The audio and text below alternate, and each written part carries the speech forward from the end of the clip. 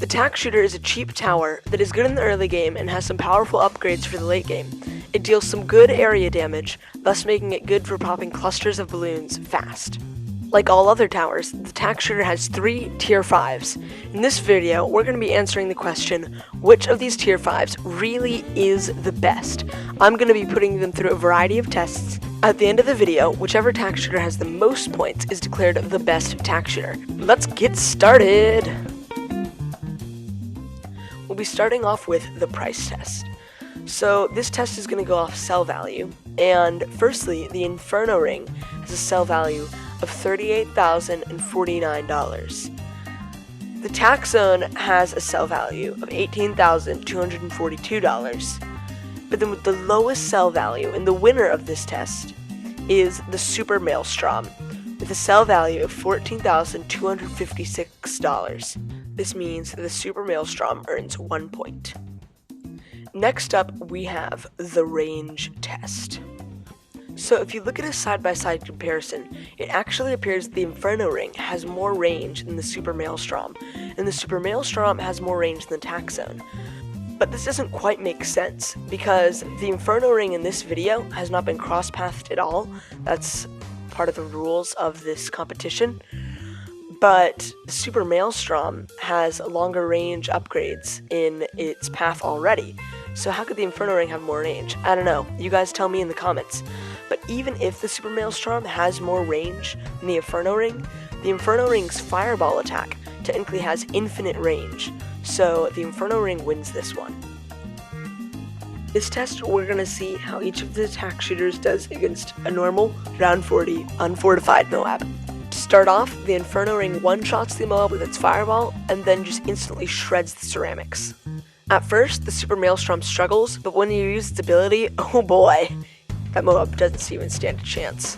The Tack Zone just rips it to shreds. All the Tack Shooters did it, so they all earn 1 point for this round. In this test, we'll be seeing if the Tack Shooter has the ability to pop lead balloons. The Inferno Ring, being a fire ring, easily passes. So I actually forgot to record the Super Maelstrom popping the leads, but I did record it popping round 63, so I did not actually know that Super Maelstrom was able to pop leads before this video, but yeah, it passed the test. The Tack Zone is sadly unable to complete this test, and that is why you normally see people out-buffing the Tack Zone if they use it in a strategy, because it just isn't able to pop leads. It's normally a very good tower though. For this test, the Inferno Ring and the Super Maelstrom both earn 1 point. Now, we will be seeing if the Tack Shooter has the ability to pop camo balloons. I did not actually know this, but the Fireball from the Inferno Ring can pop camo balloons. But what's interesting is the explosion from the Fireball cannot. The Fireball itself only has 1 pierce and is only able to pop 1 balloon at a time. And then, as expected, both the Super Maelstrom and the Tack Zone are unable to pop camo, meaning that the Inferno Ring earns 1 point for this test, and the others do not.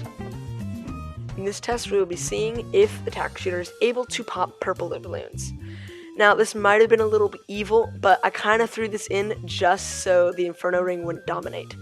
And of course, the Super Maelstrom and the Tack Zone both easily destroy all the purples, meaning that they both earn 1 point for this test, but the Inferno Ring does not. I feel like the name pretty much describes this one.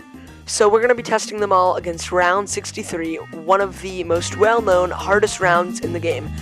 To start off, the Inferno Ring actually does pretty good. It obliterates the leads, and then pretty much actually annihilates the ceramics. I guess it just does so much DPS in that fire just to destroy them. Now, the Super Maelstrom, on the other hand, actually can pop leads, which kind of screwed it over a bit because it messed up my Blade Maelstrom timing a bit. Because I could have probably timed this a bit better to where I didn't leak any lives. But I think that if you timed it right, this thing probably could solo round 63.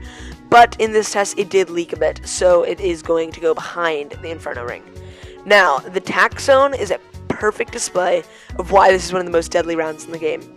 It probably actually could annihilate most of the ceramics, but the leads just absorb all the damage and tank so much for the ceramics, they pretty much all get to the end.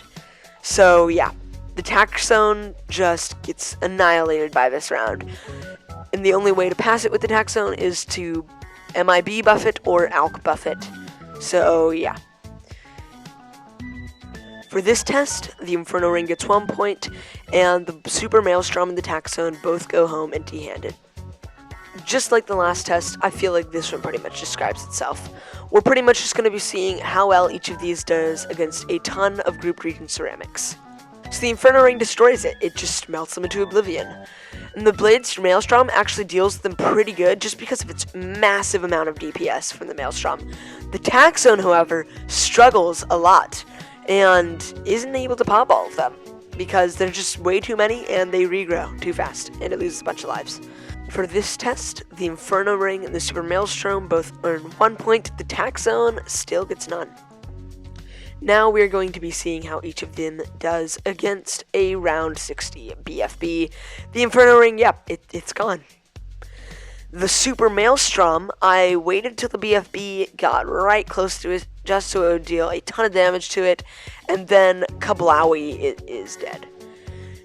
The Tack Zone now,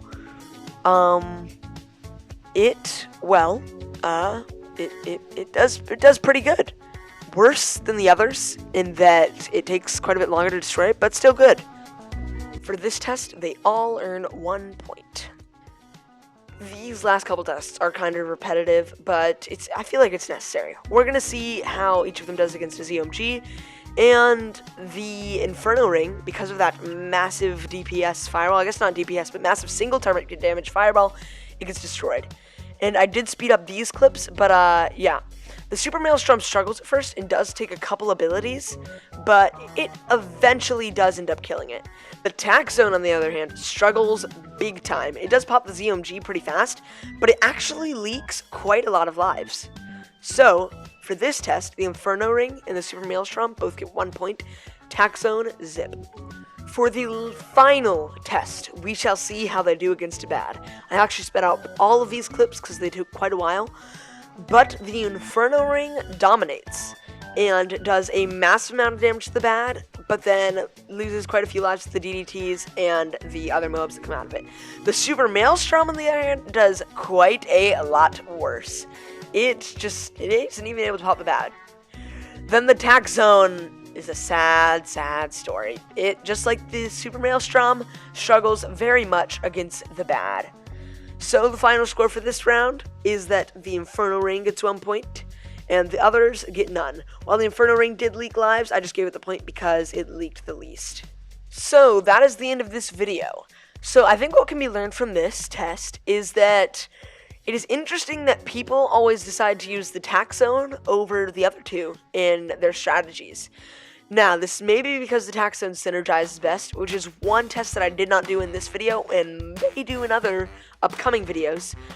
But yeah, I find it interesting that people always go for the Tack Zone when, according to these tests, it is actually the worst. So, ladies and gentlemen, the Inferno Ring is the king of the Tack Zones, at least according to this video. Yeah, it is pretty good with anti-mob because of that massive one single target damage fireball that it does some good Barney stuff damage too, and then it's just normal Inferno Ring attack, just destroys pretty much all balloons that come out. So yeah, that is it for this video. I hope you guys enjoyed watching. Make sure you leave a like, a comment down below, and subscribe, and I will hope to see you all in the next episode. Peace.